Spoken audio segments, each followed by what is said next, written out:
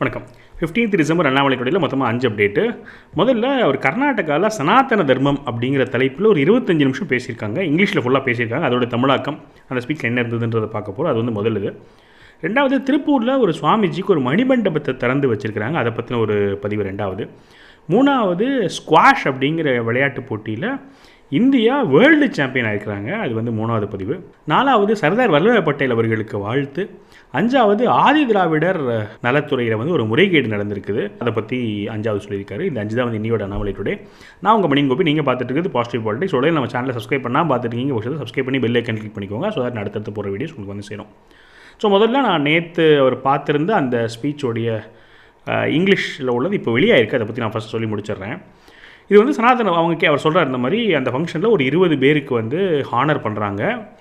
அதுக்கப்புறமா எதை பற்றி பேசணும்னு நான் கேட்டேன். அவங்க சனாதன தர்மத்தை பற்றி பேசுங்கன்னு சொல்லியிருந்தாங்க. அதனால் இந்த ஸ்பீச் நான் சனாதன தர்மத்தை பற்றி பேசுகிறேன் அப்படின்னு சொல்லிட்டு ஆரம்பிக்கிறாரு. முதல்ல அவர் என்ன சொல்கிறாருன்னு சொன்னால், மார்கழி மாதம் ரொம்ப ஸ்பெஷலான மாதம். ஏன்னா மாதம் பிறந்திருக்கு இல்லையா, இறைவனுக்கே ரொம்ப பிடிச்ச மாதம். ஸோ வேதத்தில் எல்லாம் கூட சொல்லப்படுற ஒரு மாதம். இந்த மாதத்தில் இயல் இசை நாடகம் ரொம்ப சிறந்து விளங்கக்கூடிய மாதம் அப்படின்னு சொல்லிட்டு பல விஷயங்கள் சொல்லிவிட்டு, இந்த பீரியடில் நம்மளுக்கு ஒரு மாதம் ஒரு சிறந்த இசை, சிறந்த நாடகம், சிறந்த சொற்பொழிவுலாம் கேட்கறதுக்கான வாய்ப்பு இருக்குது. இது எல்லோரும் நல்லபடியாக பயன்படுத்திக்கணும். இதை எல்லா ஆர்டிஸ்ட் இருக்கிறாங்கல்ல, இசை கொண்டு வரவங்க எல்லாருமே எதுக்காக பண்ணுறாங்கன்னு சொன்னால், அந்த கலைக்காக பண்ணுறாங்க. பணம்ங்கிறதுலாம் அவங்களுக்கு செகண்டரி தான். அவங்க முக்கியமாக இது கலைக்காக தான் அவங்க பண்ணுறாங்க. அவங்க என்ன எதிர்பார்க்குறாங்கன்னா, நிறைய மக்கள் வரணும், இதை தெரிஞ்சுக்கணும், இதை பார்க்கணும், கேட்கணுங்கிறதான் விரும்புகிறாங்க. அதனால் நம்மளோட அடுத்த தலைமுறையினரை 6 மணிக்கு ப்ரோக்ராம் ஆரம்பிக்கிறோம், நம்ம கூட்டிகிட்டு வரணும். அது எப்போ முடியுதோ ப்ரோக்ராம் ஒரு 9 வரைக்கும் முடியுதோ அது வரைக்கும் இருந்து அவங்களுக்கு நம்ம ஒரு உத்வேகம் கொடுத்து அதை நம்ம இளைய தலைமுறையினை கொண்டு போய் சேர்க்கணும். இது சனாதனத்தை அடுத்த பக்கம் கொண்டு போகணும்னு சொல்லி ஆரம்பிக்கிறார். அங்கே நிறையா பெரிய ஆட்கள்லாம் வந்திருக்கிறாங்க. அதெல்லாம் சொல்லிடுறாரு, யாரெல்லாம் வந்திருக்கிறாங்கலாம் சொல்லிவிட்டு, இந்த மாதிரி அவர் கர்நாடகாவில் பணி புரிஞ்சப்போ அவர் கூட பார்த்துட்டு இருந்தவங்க ஒரு ஜஸ்டிஸ் இருந்தார், அவர் கிளம்பிட்டார், அவர் வந்திருக்காரு. அப்புறமா போலீஸ் ஆஃபீஸர்ஸு, அப்புறம் இந்த துறைகளில் சிறந்த விளங்குறவங்க அப்படிலாம் வந்திருக்காங்க. அவங்க எல்லாத்தையும் அவர் கௌரவப்படுத்திட்டு எல்லாம் இருக்கிறாங்க. நான் இங்கே இருக்கும்போது எல்லாம் பண்ணிட்டு இருந்தாங்கலாம் சொல்லிட்டு, முக்கியமாக அவர் கண்ணன் அப்படின்னு ஒருத்தரை பற்றி சொல்கிறார். அந்த கண்ணன்கிறவங்க யாருன்னு கேட்டிங்கன்னா, ஒரு இன்ஜினியராமா. அவர் சேவையில் முழுமையாக அவர் தன்னை ஈடுபடுத்திக்கிட்டு கோவிட் காலகட்டத்தில் 100க்கும் மேற்பட்ட பிணங்களுக்கு லாஸ்ட் ரைட்ஸ் பண்ணி, இறுதி சடங்குகள் பண்ணி முடிச்சு வச்சுருக்கிறாங்க, சேவை பண்ணியிருக்கிறாங்க. ஸோ அவரை பற்றி அவர் நிறையா சொன்னார். இந்த மாதிரி அப்படி பண்ணியிருக்கிறாங்க. எல்லோரும் கோவிடில் உயிருக்கு ஆபத்து இருக்கிற ஒரு சமயம், வைரஸ் இருக்கிற சமயம், டெட் பாடிஸில் வேறு வைரஸ் இருக்கும், அதெல்லாம் பற்றி கவலைப்படாமல் தன்னோட உயிரையே ரிஸ்க் பண்ணி அவங்களுக்கு நற்கதி அடையணுங்கிறதுக்காக வேலை பண்ணியிருக்காங்க. இதுதான் சனாதன தர்மம். சனாதன தர்மத்தோட ஒரு நல்ல வெளிப்பாடை நம்ம பார்க்கணும்னு சொன்னால் அவர் கண்ணன் அவர்கள் பண்ண காரியத்தை நம்ம சொல்லலாம் அப்படிலாம் சொல்லிவிட்டு, நம்மளுக்கு சனாதன தர்மத்தை பற்றி நான் எப்படிப்பட்டது ஒரு வே ஆஃப் லைஃப் விவேகானந்தர் சொல்கிறாரு. என்ன சொல்கிறாருன்னு சொன்னால், விவேகானந்தர் சிகாகோ போகும்போது எல்லாரும் அவங்கவங்க மதங்களை பற்றி பேசும்போது விவேகானந்தர் என்ன சொல்கிறாருன்னு சொன்னால், என்னோடது மதம் கிடையாது, அது வாழ்க்கை முறை. ஆனால் எல்லாரும் நீங்கள் ரிலீஜன் சொல்கிறதுனால நானும் ரிலீஜன் சொல்ல வேண்டிய ஒரு கட்டாயத்தில் தள்ளப்படுறேன் அப்படின்னு சொல்லிட்டு ஒரு வே ஆஃப் லைஃப் பற்றி சொல்கிறாரு. ஸோ சனாதன தர்மங்கிறது ஒரு வாழ்க்கை முறை. வெள்ளைக்காரன் நம்மக்கிட்ட வர்றதுக்கு முன்னாடிலாம் நம்ம மதம்ங்கிற வார்த்தைகளை நம்ம பயன்படுத்துறது கிடையாது. நம்ம அப்படிப்பட்டது கிடையாது. எல்லாத்தையும் நம்ம ஒன்றிணைக்கக்கூடிய, அரவணைக்கக்கூடிய ஒரு விஷயம். அதனால் சனாதன தர்மம் வாழ்க்கை முறை. வெள்ளைக்காரன் வந்ததுக்கப்புறம் தான் நம்மளை பிரித்து ஆள்றதுக்காக scheduled caste, upper caste, lower caste நம்மளை பிரித்தான், நம்மளை ஏற்ற இறக்கமாக அவன் தான் உண்டு பண்ணான். மற்றபடி கேஸ்ட்டு அதெல்லாம் இருக்குதுனாலும் வெள்ளைக்காரன் தான் அந்த விஷத்தை கலந்தது. அப்போ நம்ம எப்போவுமே வாழ்க்கை முறையில் தான் இருக்கிறோம் அப்படிங்கிறதெல்லாம் சொல்லிவிட்டு, ஸோ அப்புறமா சொல்கிறாரு, இப்போ சனாதன தர்மம் அப்படின்னு பேசும்போது நிறைய அரசியல்வாதிகள் என்ன தான் சொல்லுவாங்கன்னு கேட்டிங்கன்னா, இது ஒரே நாடே கிடையாது, இது வெள்ளைக்காரன் வந்ததுக்கு அப்புறமா தான் சேர்ந்து, அந்த மாதிரிலாம் ஒரு சில விஷயங்கள் சொல்லுவாங்க. அப்போ நம்ம நாடு பற்றி நம்ம முன்னாடி பார்த்தோன்னு சொன்னால், மகாபாரதம் எடுத்துக்கலாம். மகாபாரதம் ஒரு 5000 ஆண்டுகளுக்கு முன்னாடி எழுதப்பட்டது. அதோடைய ரா வெர்ஷன் எடுத்து பார்த்தோன்னு சொன்னால் 1,00,000 வெர்சஸ்க்கு மேலே இருக்குது. இன்னும் ஒரு சில வெர்ஷன்ஸ்லாம் எடுத்தோன்னா 8,000 வெர்சஸ் அப்படிலாம் இருக்குது. அதில் நீங்கள் ஒரு பீஷ்ம பருவம் அப்படி நடுவில் எடுத்துக்கிட்டிங்கன்னா, அதில் உள்ள ஒரு காண்டம் பாரத காண்டம் அப்படின்ட்டு இருக்குது. அதுக்குள்ளே சஞ்சயன் அப்படின்னு அவர் என்ன பண்ணுறாருன்னு சொன்னால், திருதராஷ்டிர அவர்களுக்கு மகாபாரதத்தை விளக்குறார். திருதராஷ்டிரனுக்கு கண்ணு தெரியாது. அதனால் சஞ்சயன் அவர்களுக்கு அதை விஷன் இருக்கக்கூடிய ஒரு பவர் கிடைக்கிது. அதை வச்சு அவர் விளக்குறார். அப்போது அந்த 5500 ஆண்டுகளுக்கு முன்னாடி எழுதப்பட்ட மகாபாரதத்தில் சஞ்சயன் வர்ணிக்கிறார். மகாபாரதத்தை பற்றி ஃபுல் லேண்ட்ஸ்கேப்பை வர்ணிக்கிறார்.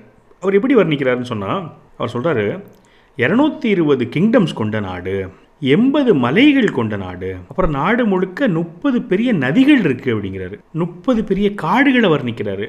அது மட்டும் இல்லாமல் எல்லாம் சேர்த்து 300 பில்கிரிம்ஸ் சென்டர்ஸ் பற்றி சொல்கிறாரு. இது எப்படி சொல்கிறாரு? இமயமலையிலேருந்து கன்னியாகுமரி வரைக்கும் நார்த் ஈஸ்ட்லேருந்து எல்லாத்தையும் கவர் பண்ணி சொல்கிறாரு. அப்போ எப்படி நம்ம வந்து இது தனித்தனியும் சொல்ல முடியும்? ஒரு சில உணவு பழக்கங்கள் வேறு வேறு இருக்கும், உடை பழக்க வழக்கங்கள்லாம் வேறு இருக்குமே ஒழிய இது எல்லாம் ஒரே கலாச்சாரம் தானே. இது எங்கே எப்படி சொல்லியிருக்குது? 5000 ஆண்டுகளுக்கு முன்னாடி சொல்லப்பட்டிருக்கு. அப்போது கண்ணு தெரியாத திருதராஷ்டிரன் அவர்களால் இதை வந்து புரிஞ்சிக்க முடியுது. ஆனால் இங்கே இருக்கிற அரசியல்வாதிகள் கண்ணை திறந்துக்கிட்டு அவங்க இதை புரிஞ்சிக்காமல் அப்படி நடந்துகிட்ருக்காங்க அப்படின்னு சொல்லி விளக்குறது. அப்போ சனாதனத்தை பற்றி போய் சொல்லிவிட்டு ஒரு சின்ன உதாரணம் நான் சொல்கிறேன். கோவிட் சம்மந்தப்பட்ட விஷயங்களை சொல்கிறேன்னு சொல்கிறாரு. அப்போ என்ன சொல்கிறாருன்னா, இது 5 வருஷம் ஆயிடுச்சு, இருந்தாலுமே கோவிட் சமயத்தில் நம்மளுடைய சனாதன தர்மத்தை ஆக்ஷனை நம்மளால் பார்த்துருக்க முடியும். இப்போ ஹெல்த் செக்ரட்டரி, இப்போ ஃபார்மர் ஹெல்த் செக்ரட்டரி ஸ்டேஜில் தான் இருக்கிறாங்க அப்படின்னு சொல்கிறாரு. எல்லா நாடுகள்லேயும் வந்து ஹெல்த் செக்டர் எவ்வளோ ஸ்ட்ராங்காக இருக்குன்னு நம்மளுக்கு தெரியும். மேலை நாடுகளில், யூரோப்பில், அமெரிக்காவில் எவ்வளோ ஸ்ட்ராங்காக இருக்குன்னு தெரியும். அப்படி இருக்கும்போது கோவிட் சமயத்தில் நீங்கள் வந்து என்ன சொன்னாங்கன்னா, இந்தியா வந்து மிகப்பெரிய பாதிப்பை வந்து சந்திக்க போகுது, ஏன்னா மக்கள் தொகை அதிகமாக இருக்குது, இந்த மேலை நாடுகள் வளர்ந்த நாடுகள் அளவுக்கு வந்து ஹெல்த்தும் செக்டர் அவ்வளோ ஸ்ட்ராங் கிடையாது அப்படிலாம் சொல்லிட்டு இருக்கும்போது, கோவிட் முடிஞ்சதுக்கப்புறமா ஸ்டாட்டிஸ்டிக்ஸ் எடுத்து பார்த்தா 1,00,000 பேரில் எத்தனை பேர் இறந்தாங்க அப்படின்ற ரேட் எடுத்து பார்த்தோன்னு சொன்னால் அதிகமாக இறந்தது வந்து அமெரிக்காலையும் யூரோப்லேயும் நம்ம பார்க்க முடியும். இந்தியாவை கம்பேர் பண்ணும்போது one of the least deaths per lakh rate படி பார்த்திங்கன்னா இந்தியா தான் இருக்கிற லீஸ்ட் டெத்ஸு. எதனால்? இங்கே சனாதன தர்மம் ஆக்ஷனில் இருந்தது. நம்ம இப்போ இருக்கிற மனநிலை, இப்போ இருக்கிற ஆட்டிடியூட், இப்போ இருக்க பிஹேவியர் வேறு. ஆனால் சனாதன தர்மம் எப்போ வந்து வெளிப்பட்டுச்சுன்னு கேட்டிங்கன்னா, இந்த மாதிரி கோவிட் வரும்போது எல்லோரும் வந்து நம்மளே பார்த்துருப்போம், நம்ம நெய்பர்ஸ்லாம் அப்நார்மல் இந்த சென்ஸ் நிறையா வந்து உதவி பண்ணுறது, ரிஸ்க் எடுக்கிறது, வீட்டில் சமைச்சு கொண்டு போய் வந்து ஹாஸ்பிட்டலில் கொடுக்குறது, தன்னோட உயிரை பணையம் வச்சு அவ்வளோ பேர் சேவை பண்ணாங்க. அப்போ அந்த சமயத்தில் நம்ம வந்து சனாதன தர்மத்தை பற்றி நம்ம வெளிப்படையாக கண்ணில் பார்த்துருப்போம். இன்னொரு முக்கியமான விஷயம் யோசிச்சு பாருங்கள், கோவிட்டில் அவ்வளோ பெரிய வைரஸ், அவ்வளோ பேர் இறந்து போனாங்க. நீங்கள் எங்கேயாவது வெளியே நாய் அவ்வளோ நாய்கள் இறந்ததாவோ, அவ்வளோ பூனைகள் இறந்ததாவோ, அணில்கள் இறந்ததாவோ, ஒரு புறாக்கள் இறந்தது, இதெல்லாம் நீங்கள் பார்த்துருப்பீங்களா? ஏன்னு சொன்னால் நம்ம சனாதன தர்மப்படி நம்ம கூட இருக்க மனிதர்களை மட்டும் நம்ம பார்த்துக்கல, எல்லா மிருகங்கள், வாயில்லா ஜீவன்களையும் நம்ம எல்லோரும் பார்த்துக்கிட்டோம். பக்கத்தில் வந்து வீட்டில் யாரும் இல்லைன்னு சொன்னால் அந்த பூனை எடுத்து வளர்க்குறது, அந்த நாய்க்கு வந்து பார்த்துக்கிறது, அந்த நாய்க்கு சாப்பாடு போடுறது, இப்படி எல்லாத்தையும் நம்ம வந்து பார்த்துக்கிட்டு இருந்தோம். அப்போது சனாதன தர்மத்தை ஆக்ஷனில் எப்போ நம்ம பார்த்தோன்னு சொன்னால் எல்லோரும் பழையபடி கோவிட் சமயத்தில் பார்த்தோம். அப்போ அந்தளவுக்கு எல்லோரும் வந்து தியாகம் பண்ணி வாழ்ந்தாங்க. இப்போ உதாரணத்துக்கு அந்த கண்ணன் அவர்கள் சொல்லி திருப்பி கண்ணன் அவர்களை சொல்கிறாங்க, இந்த மாதிரி அவ்வளோ உயிர் ரிஸ்க் எடுத்து அத்தனை சடலங்களுக்கு அவர் வந்து கடைசி காரியம் பண்ணியிருக்காரு. இதெல்லாம் சனாதன தர்மம் அப்படிங்கிறாரு. அப்புறம் சனாதன தர்மத்தை பாதுகாக்கணுமான்னு கேட்டிங்கன்னா ஆமாம். அப்போ வரலாறு கண்டிப்பாக படிக்கணும், எல்லாருக்கும் வரலாறு நல்லா தெரியணும். வரலாறு தெரியாமல் இருக்கிறது மிகப்பெரிய பிரச்சனை. 2ஆம் நூற்றாண்டு 3ஆம் நூற்றாண்டுலலாம் வந்து இந்தியாவை படையெடுக்கிறதுக்கு அத்தனை போர் வந்திருந்தாங்க, அத்தனை இது வந்திருந்தாங்க. 2ஆம் நூற்றாண்டுலாம் வந்து காஷ்மீர் வாசலில் அவ்வளோ பேர் இருந்தாங்க, அராப்ஸு, டர்க்ஸ்லாம் இருந்தாங்க. ஆனால் அங்கே இருக்க மன்னர்கள் 600 ஆண்டு காலம் அவங்கள தடுத்து நிறுத்தினாங்க. அவங்க வந்து காஷ்மீர் அப்படின்னு அவங்க பார்க்கல, மொத்த சனாதன தர்மத்தை அவங்க பாதுகாத்து நின்றாங்க. 600 ஆண்டுகளுக்கு அப்புறமா தான் அவங்களாலேயே உள்ளே வர முடிஞ்சுது. டச்சு படையெடுப்பெல்லாம் வந்து நம்ம தடுத்துருக்கிறோம், மார்த்தாண்டவர்மர் அப்படின்னு சொல்லிட்டு டச்சோட படையெடுப்பை ஹை சீஸில் பாதுகாத்துருக்குறாங்க நம்ம நாட்டை, சனாதன தர்மத்தை. அப்போ அவ்வளோ கஷ்டப்பட்டு நம்ம வந்து இத்தனை ஆண்டு காலமாக அத்தனை பேர் உயிர் தொடர்ந்து நம்ம நாட்டையும் நம்ம தர்மத்தையும் பாதுகாத்து வந்திருக்கிறாங்க. இப்போ சோழர்கள்லாம் வந்து நம்ம தர்மத்தை அவ்வளோ தூரம் கொண்டு போய் பரப்பியிருக்கிறாங்க. இப்போ ஒரு சில நாடுகள் எடுத்துட்டிங்கன்னா கம்போடியாவாக இருக்கட்டும், தாய்லாண்டாக இருக்கட்டும், வியட்நாமாக இருக்கட்டும். இப்போ கூட நான் ஒருத்தரை பார்த்தேன், அவர் என்ன சொன்னார்னா, நான் நாளை கழித்து வியட்நாமில் ஒரு ராமாயணம் இது கேட்க போகிறேன்னு சொல்கிறாரு. அப்போ அவ்வளோ தூரம் அங்கே வந்து பரவி இருக்குது. இப்போ கூட தாய்லாண்டில் ஒருத்தங்க வந்து பதவி ஏற்கிறாங்கன்னு சொன்னால், மற்ற இடங்கள்லாம் வந்து ராஜாக்கள்லாம் பதவி ஏற்கிறாங்கன்னு சொன்னால் இன்னுமே ராமாயண மந்திரங்களை சொல்லி தான் வந்து பதவி ஏற்கிறாங்க. இதில் வந்து சோழர்கள் தான் கொண்டு போய் சேர்த்தது. அப்போ இன்னும் நம்மளுடைய ராமாயண மகாபாரதங்களுக்கு வந்து அவ்வளோ மதிப்பு மரியாதையும் அந்த கலாச்சார பண்பாடு அப்படியே தொடர்ந்து வந்துட்டுருக்குது. பகவத்கீதையோட தாக்கம் எவ்வளோ இருக்குதுன்னு தெரிஞ்சுக்கணும்னு சொன்னால் நான் ஒரு சின்ன உதாரணம் சொல்கிறேன்னு சொன்னால், ஓப்பன் ஹேர்மர் அப்படின்னு இருக்கார். அவர் தான் வந்து அட்டாமிக் பாமை வந்து கண்டுபிடிச்சவர். அவருக்கு வந்து ஒரு சஞ்சலம் இருந்தது அந்த டெஸ்ட் பண்ணுறதுக்கு முன்னாடி. நம்ம வந்து இப்படி ஒரு கண்டுபிடிப்பு பண்ணுறோமே, இதனால் வந்து பல்லாயிரக்கணக்கான லட்சக்கணக்கான உயிர்களை ஒரு நொடியில் கொல்ல முடியுமே, இது நம்ம டெஸ்ட்டு பண்ணுறது சரியா, இது தேவையா? ஏன்னா இதெல்லாம் வந்து ஒன் வே ஸ்ட்ரீட், ஒரு தடவை பண்ணிட்டா திரும்ப ரிட்டர்னே எடுக்க முடியாது. அப்போ அவருக்கு பயங்கர குழப்பம் இருந்துச்சான். அவர் என்ன பண்ணாரா, பகவத்கீதையை சமஸ்கிருதத்தில், ஒரிஜினல் சமஸ்கிருதத்தில் படிக்கணும்னு சொல்லி சமஸ்கிருதத்தை கற்றுக்கிட்டு 2 வருஷம் முழுமையாக பகவத்கீதை படித்து, பகவத்கீதையில் அவருக்கு எடுக்க குழப்பம் தீர்ந்து போய் அதுக்கப்புறம் தான் அவர் அந்த டெஸ்ட்டை எடுத்துருக்கிறாரு. அவர் சொல்லியிருக்காரு, வெளிப்படி அவரே சொல்லியிருக்கிறாரு. அவர் என்ன சொல்கிறாருன்னா, எனக்கு இது பயங்கர சஞ்சலமாக இருந்தது, ஆனால் ஒரு போர் நடக்குதுன்னு சொன்னால் அதனால் 10 லட்சம் பேருக்கு மேலே இறந்து போகிறாங்க. கண்டினியூஸாக போர் நடந்துகிட்டே இருக்குது. அந்த போரை நிப்பாட்டுறது எப்படின்னே தெரியல. இந்த அட்டாம் பாம் மாதிரி ஒன்று வரும்போது அது ஒரு பயத்தினாலையும், இது போடும்போது ஒரு ஆயிரக்கணக்கான பேர் உயிர் இறக்கும், ஆனால் அந்த போர் நிறுத்தப்படும். அப்போது ஒரு 10 லட்சம் பேர் உயிர் அப்படின்னு பார்க்கும்போது இந்த வெப்பன் பல உயிர்களை காப்பாற்றுறதுக்கும் அது வந்து பயன்படலாம் அப்படிங்கிறத என்னால் பகவத்கீதையிலேருந்து தான் என்னால் அது புரிஞ்சிக்க முடிஞ்சுது. அதுக்கப்புறம் தான் அந்த கிளாரிட்டிக்கு அப்புறமா தான் நான் வந்து இந்த ஆட்டம் பாம் டெஸ்ட்டுக்கு வந்து நான் ஓகே சொன்னேன்னு சொல்லிட்டு அவர் சொல்லியிருக்கார். அப்போ இந்தளவுக்கு பகவத்கீதையும் சரி, சனாதன தர்மமும் சரி, உலகத்துக்கே வழிகாட்டக்கூடிய ஒரு இடத்துல இருக்கிறோம். இப்போ சனாதன தர்மம் வந்து உலகத்துக்கு வழிகாட்டுறதா ராமராஜ்யம் இருக்கணும். அப்போ இளைஞர்கள் என்ன பண்ணணும்? இளைஞர்களுக்கு வந்து சீக்கிரமாக அவங்களுக்கு வாழ்க்கைன்னா என்னது, வேலைன்னா என்னது, கர்மானா என்னது, அவங்க எதுக்காக பண்ணுறோம், பணத்துக்காகவா, புகழுக்காகவா, வளர்ச்சிக்காகவா, என்னதுக்காக, என்ன பர்பஸ் லைஃப், அதெல்லாம் அவங்க சீக்கிரம் புரிஞ்சுக்கணும். அப்படி அவங்க சீக்கிரம் புரிஞ்சுக்கணும்னு சொன்னால் இந்த மாதிரி பெரிய பெரிய ஃபங்க்ஷன்ஸுக்கு அவங்க வரணும், குருமார்கள் பேசுகிறத அவங்க கேட்கணும், அவங்க ஒரு தெளிவு பெறணும். எவ்வளோ சீக்கிரம் அவங்களுக்கு வந்து வாழ்க்கை, கர்மா, சனாதன தர்மம்லாம் புரியுதோ அவ்வளோ சீக்கிரம் வந்து அது நம்ம நாட்டுக்கு, உலகத்துக்கு வந்து நன்மை பயக்கும் அப்படின்னு சொல்லிட்டு கடைசியில் ஒன்று சொல்லி முடிக்கிறேன் அப்படின்னு சொல்கிறாரு. இப்போ நம்ம மக்கள் தொகையில் ஹிந்துக்கள் வந்து 125 கோடி பேர் இருக்கோம், கிறிஸ்தவர்கள் 255 கோடி பேர் இருக்காங்க உலக மக்கள் தொகையில், முஸ்லீம் வந்து ஒரு 170 கோடி பேர் இருக்காங்க, இந்துக்கள் ஒரு 120 கோடி பேர் இருக்கோம். எனக்கு மதமே கிடையாது, ஏத்திஸ்ட் அப்படின்னு சொல்கிறவங்க ஒரு 140 கோடி பேர் இருக்காங்க. இப்படி தான் வந்து இப்போயோடைய மக்கள் தொகையோட ப்ரப்போர்ஷன் இருக்குது. ஸோ 700 கோடி பேரில் அதிகமாக இருக்கிறது வந்து கிறிஸ்தவர்கள் 255 கோடி பேர், அதுக்கப்புறமா வந்து இஸ்லாமியர்கள், அதுக்கப்புறமா எந்த நம்பிக்கை இல்லாதவர்கள், அதுக்கப்புறமா ஹிந்துக்கள் வந்து மொத்தமாக 11 நாடுகளில் தான் வந்து அதிக பாப்புலேஷனில் இருக்கிறது. இதுதான் இப்போயோட நிலவரம். ஆனால் இன்னொரு 25 வருஷம் 30 வருஷத்துக்கு அப்புறமா 2055 பார்த்தோன்னு சொன்னால் இஸ்லாமியர்கள் தான் உலகத்திலே அதிகமான மக்கள் தொகையில் இருப்பாங்க, அதுக்கப்புறம் கிறிஸ்தவர்கள் இருப்பாங்க, அப்புறம் ஏத்திஸ்ட் இருப்பாங்க, அதுக்கப்புறம் தான் ஹிந்துக்கள் இருப்போம். நான் எந்த மதத்தையும் குறைவாகவும் பேசல, எதுவும் தப்பாக பேச கிடையாது. என்ன நம்பர்ஸுக்கும் அதை பற்றி சொல்கிறேன். நான் இதுலேருந்து என்ன சொல்ல வரேன்னு சொன்னால், நம்ம நாடு உலகத்துக்கு வழிகாட்டணும். சனாதன தர்மங்கிறது வாழ்க்கை முறை, இதுவும் மதம் கிடையாது. அப்போது என்ன பண்ணணும்னு சொன்னால், நம்ம சனாதன தர்மத்தை எல்லோரும் நடைமுறைப்படுத்தி அதை ப்ரொபகேட் பண்ணணும். நாளைக்கு எதிர்காலத்தில் நம்ம அடுத்த சந்ததியினருக்கு எப்படி இருக்கணும்னு சொன்னால், உலகம் சனாதன தர்மத்தை எல்லா மதத்தவரும் ஃபாலோ பண்ணுற மாதிரி இருக்கணும். கிறிஸ்தவராக இருந்தாலும் சனாதன தர்மத்தை ஃபாலோ பண்ணுற மாதிரி, இஸ்லாமியராக இருந்தாலும் சனாதன தர்மத்தை ஃபாலோ பண்ணுற மாதிரி, எனக்கு மதமே கிடையாதுன்னு சொன்னாலும், இப்போ யூகேலலாம் பார்த்தா 50% பேர் மதம் கிடையாதுன்னு சொல்கிறாங்க, யூஎஸில் வந்து 30% பேர் மதம் கிடையாதுன்னு சொல்கிறாங்க. அப்போ இப்படி இருக்கக்கூடிய உலகத்தில் சனாதன தர்மங்கிறது உலகமே நல்லா இருக்கணுங்கிறதுக்காக நம்ம வந்து பேசப்படுறது. நம்ம ஓம் சாந்தி சொல்கிறோம், உலகமே நல்லா இருக்கணும்னு நம்ம வேண்டுறோம், எல்லா ஜீவராசிகளும் நல்லா இருக்கணும்னு நினைக்கிறோம். இந்த சனாதன தர்மத்தை எல்லா மதத்தவரும் கடைபிடிக்கிற மாதிரி நாளைக்கு உலகம் மாறும்போது உலகம் செழிப்பாக இருக்கும். அப்போ இதை பண்ணுறதுக்கு நம்ம முதல்ல சனாதன தர்மத்தை ஒழுங்காக கடைபிடித்து அதை வந்து அடுத்த மற்றவங்களுக்கு வந்து அதை பரப்பணும். இதுதான் வந்து சனாதன தர்மத்தை நம்ம அடுத்த கட்டத்துக்கு கொண்டு போகிறதா இருக்கும்னு சொல்லிட்டு அவரோட ஸ்பீச்சை முடிச்சுக்கிறாரு. அப்புறமா அங்கே இருக்கிற எல்லாரையும் வந்து ஒரு சில விஷயங்கள் சொல்கிறாரு. அங்கே வந்து நாட்டுக்காக, சனாதன தர்மத்துக்காக தன்னோட குழந்தைங்களை தியாகம் பண்ண பெற்றோர்கள் இருக்கிறாங்க, அவங்களுக்கு வந்து நான் நமஸ்காரம் பண்ணிக்கிறேன். அவங்களுக்கு இதோட பெரிய புண்ணியம் கிடைக்காது. இந்த மாதிரி தன்னோட குழந்தைய, பையனை, பொண்ணை வந்து சனாதன தர்மத்துக்காக தியாகம் பண்ண அவங்கெல்லாம் இருக்கிறதுனால தான் வந்து சனாதன தர்மமே காப்பாற்றப்பட்டு வந்துட்டுருக்குன்னு சொல்லி நமஸ்காரம் பண்ணி அவங்களுக்கு வந்து கௌரவம் பண்ணுறேன்லாம் சொல்கிறாரு. அந்த பர்டிகுலர்ஸ்லாம் எனக்கு தெரியல.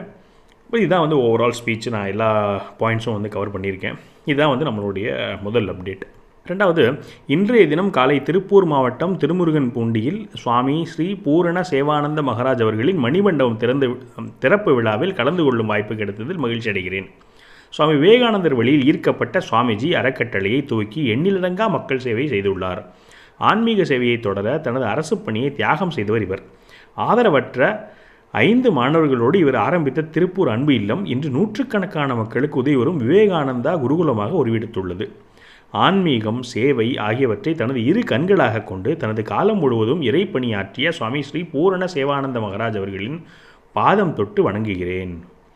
இந்நிகழ்வில் மேகாலயா மற்றும் மணிப்பூரின் முன்னாள் ஆளுநர் மேதகு திரு வி சண்முகநாதன் அவர்கள், சுவாமி விவேகானந்தர் அறக்கட்டளை தலைவர் திரு எக்ஸ்லாண்ட் கே ராமசாமி அவர்கள், அகில பாரதிய சன்னியாசி சங்க நிறுவனர் ஸ்ரீ ஸ்ரீ சுவாமி ராமானந்தா அவர்களின் ஆகியோர் கலந்து கொண்டனர். அங்கே சுவாமிஜி முன்னாடி அவங்க பேசியிருக்கிறாங்க. அந்த ஸ்பீச் இன்னும் வெளியே வரல. அப்படி வந்துச்சுன்னு சொன்னால் அதில் என்ன பேசுனாங்கிறத பற்றி நான் அடுத்த அப்டேட்டில் நான் சொல்கிறேன். Heartiest congratulations to our Indian squash team for creating history by winning the first ever World Cup title at the SDAT Squash World Cup 2025. Proud to see our champion Joshna Chinnappa, Abhay Singh, Velavan, Senthilkumar, Anahat Singh shine on the world stage. Their success will inspire a new generation of youngsters to take up sports and bring more laurels to Bharat. இது 3வது 4வது world கப்னு நினைக்கிறேன். இந்த வருஷம் நம்ம நிறைய world cup ஜெயிச்சிருக்கிறோம்.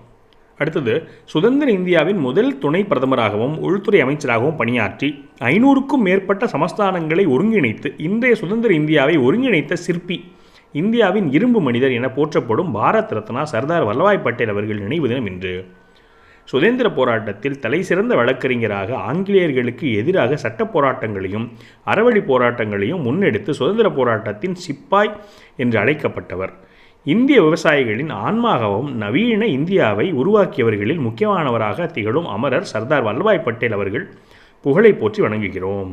குஜராத்தில் இருக்க அவர் பட்டேல் அவருடைய அந்த ஊர் இருக்கு இல்லையா, அது பயங்கர சூப்பராக நான் பார்த்துருந்துருது. நீங்கள் பார்த்துருந்தீங்கன்னா உங்களோட அனுபவங்கள் ஷேர் பண்ணுங்கள். பார்க்கலன்னா கண்டிப்பாக ஒரு இடம் போய் பார்க்க ட்ரை பண்ணுங்கள். ஒரு பெரிய ஊரே இருக்குது. அந்த யுனைட்டி ஸ்டாச்சு இருக்குல்ல, மிகப்பெரிய ஸ்டாச்சு, அந்த சுற்றுலாத்தலம். அப்புறமா ஆதி திராவிடர் நலத்துறை சார்பில் தமிழகம் முழுவதும் நடத்தப்படும் மாணவர் விடுதிகளில் 100க்கும் மேற்பட்ட விடுதிகள் மூடப்பட்டுள்ளதாக வரும் செய்திகள் அதிர்ச்சி அளிக்கிறது. தமிழகத்தில் இருந்து 1331 ஆதி திராவிடர் மாணவர் விடுதிகளில் தற்போது 1200 மாணவர் விடுதிகள் மட்டுமே செயல்பாட்டில் உள்ளன. 100க்கும் அதிகமான விடுதிகள் மூடப்பட்டுள்ளன. சுமார் 98,000 மாணவர்கள் பயன்பெறும் வகையில் அமைக்கப்பட்ட இந்த விடுதிகளில் தற்போது 65,000 மாணவர்கள் மட்டுமே தங்கி படித்து வருகிறார்கள் என தெரிய வந்துள்ளது. சுத்தமான அறைகள், சுகாதாரமான குடிநீர், தரமான உணவு என்ற அடிப்படை வசதிகள் கூட செய்து கொடுக்கப்படாததால் மாணவர்கள் இந்த விடுதிகளில் சேர்ந்து படிக்க விருப்பம் காட்டுவதில்லை. குறிப்பாக மாணவர்களுக்கு வழங்கப்படும் உணவு தரமற்றதாக இருப்பதால் அது வீணாகி கால்நடைகளுக்கு உணவாக விற்கப்படுவதை ஏற்கனவே சுட்டிக்காட்டியிருந்தோம். பட்டியல் சமூக மாணவர்களுக்கு தரமான கல்வி வழங்க வேண்டும் என இந்த மாணவர் விடுதிகளில் அமைக்கப்பட்ட நோக்கத்தையே திமுக அரசு சிதைத்துவிட்டது. பட்டியல் பழங்குடி சமூக மக்கள் முன்னேற்றத்துக்காக மத்திய அரசு வழங்கும் நிதியை செலவிடாமல் ஆண்டுதோறும் திருப்பி அனுப்பி கொண்டிருக்கிறது திமுக அரசு. அந்த நிதியை இந்த விடுதிகளை மேம்படுத்த பயன்படுத்துவதிலிருந்து திமுக அரசு எது தடுக்கிறது? இந்த அழகில் சமூக நீதி விடுதி என்று பெயர் மாற்றம் செய்தோம் என 2 நாட்கள் விரம்பலம் நாடகம் நடத்தி தனக்குத்தானே பெருமை பேசிக் கொண்டிருக்கிறார் முதலமைச்சர் ஸ்டாலின் அவர்கள். உதட்டளவில் சமூக நீதி பேசி ஊரை ஏமாற்றுவதில் காட்டும் ஆர்வத்தை பட்டியல் சமூக மக்கள் மாணவர்கள் முன்னேற்றத்தில் முதலமைச்சர் காட்ட வேண்டும். ஸோ இதான் இன்னையோடைய 5 அப்டேட்டு. நீங்கள் உங்களோட கருத்துக்களை கண்டிப்பாக பதிவு பண்ணுங்கள். மேலும் ஒரு பாசிட்டிவ் வீடியோ சந்திக்கிறேன். வணக்கம்.